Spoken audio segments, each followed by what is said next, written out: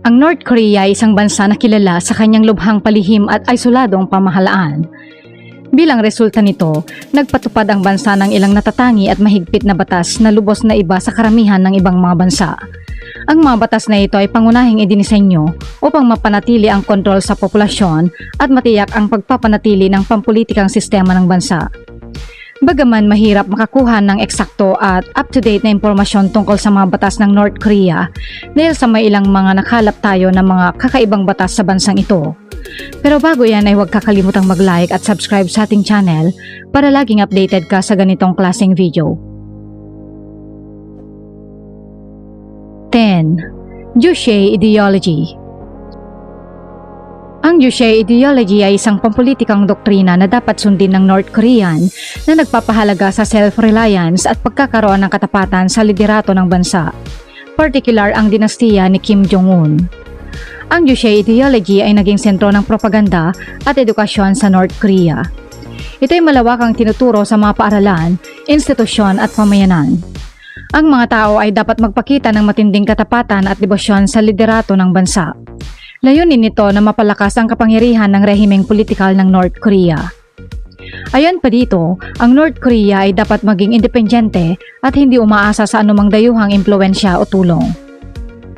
9. Suppression of dissent. Ang kalayaan ng pagpapahayag at paninindigan ay malaking hadlang sa North Korea. Ang pamahalaan ay naghahari at kontrolado ang lahat ng aspeto ng lipunan. Ang pinuno ng bansa at ang mga miyembro ng pamilyang Kim ay tinuturing ng mga Diyos at ang pagsamba sa kanila ay tinuturing na kailangan. Ang mga mamayan ng North Korea ay hindi malayang magpahayag ng kanilang mga saloobin o maglabas ng anumang kritisismo sa pamahalaan. Ang mga opisyal na estado at mga ahente ng seguridad ay may malawak na kapangyarihan upang supili ng anumang paglabag sa pamamagitan ng paghuli, pagkulong at kahit pati ang parusang kamatayan.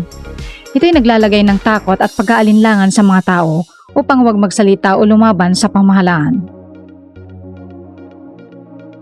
8. State control.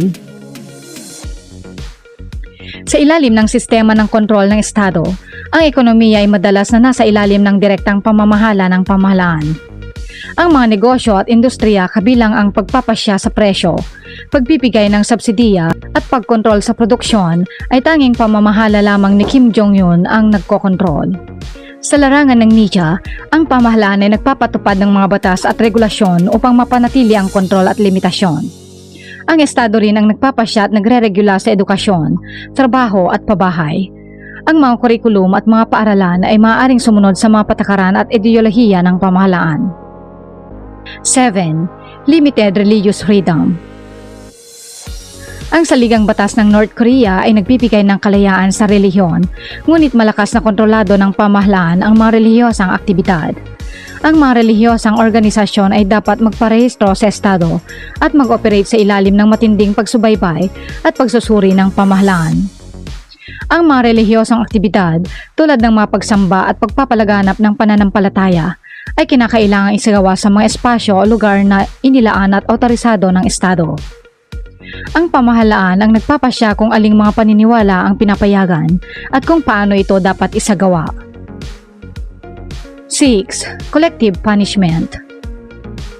Sa ilalim ng sistemang ito, ang mga individual ay maaaring parusahan o ipagbawal sa mga oportunidad at benepisyo ng lipunan batay sa mga kilos o salarin ng kanilang mga kapamilya o kaibigan. Halimbawa, kung ang isang tao ay nagkasala laban sa rehimen o lumaban sa mga patakaran ng pamahalaan, ang kanyang buong pamilya o mga malalapit na kaibigan ay maaaring parusahan o mabawasan ang kanilang pagkakataon sa edukasyon, trabaho at iba pang mga serbisyo ng lipunan. Ang layunin ng kolektibong parusa ay upang patahimikin ang mga taong mag-iisip o magsalita laban sa rehimen o magpahayag ng anumang pagtutol. 5. Censorship and propaganda. Ang pag-akses sa internet sa North Korea ay limitado lamang sa mga piling opisyal at pribilehiyadong mga individual tulad ng mga lider ng gobyerno at ilang mga negosyante. Ang mga mamamayan ay hindi malayang makapag-browse ng internet at hindi maaaring makakuha ng impormasyon mula sa labas ng bansa. Ang mga programa sa telebisyon, radyo at pahayagan ay naglalayong ipalaganap ang ideolohiya ng Kim Dynasty at ipakita ang kanilang mga tagumpay. Ang mga mamamayan ay madalas na nakakakita ng mga larawan at video na nagpapakita ng tagumpay ng rehimeng politikal at pinapapurihan ng pinuno ng estado. 4. Restricted travel. Ang mga mamamayan ng Hilagang Korea ay may malaking paghihigpit ng kanilang paglalakbay sa loob at labas ng bansa. Kailangan ng espesyal na permit upang makapagbiyahe sa loob ng bansa at napakahirap lumabas ng bansa ng walang opisyal na pahintulot.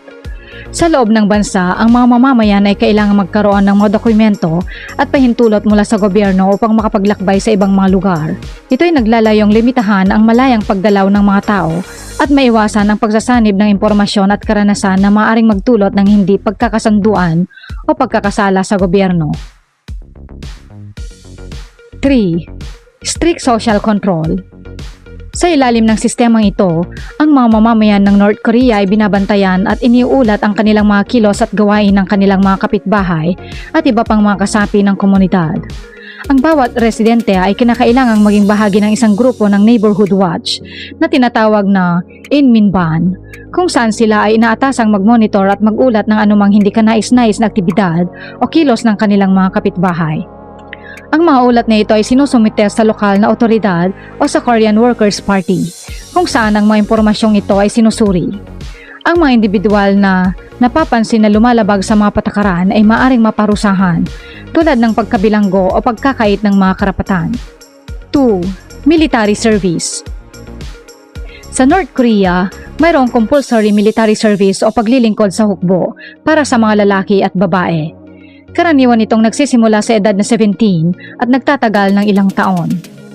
Ito ay naglalaman ng pisikal na pagsasanay, pagsasagawa ng mga gawain sa hukbo at iba pang mga aspeto ng pagiging sundalo. Ang pagkabigo na maglingkod o pagtakas ay maaaring magresulta sa malubhang parusa.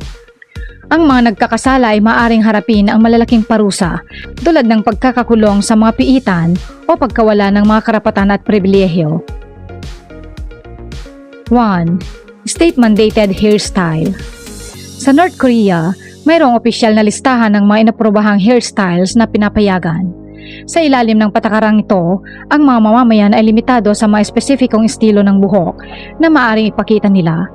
Karaniwang ang mga estilong ito ay maikli at maayos at hindi nagpapahiwatig ng kahit anong uri ng individualismo o pagkakaiba-iba. Ang pagsunod sa mga hairstyle na ito ay mahigpit na pinapatupad ng gobyerno sa pamamagitan ng inspektor ng pulisya at mga opisyal ng partido. Ang mga individual na lumalabag sa mga patakaran ng hairstyle ay maaring maparusahan o maaring makaranas ng iba't ibang uri ng diskriminasyon sa lipunan, kabilang ang pagkawala ng trabaho, pagkakulong o pagsasailalim sa re-education program.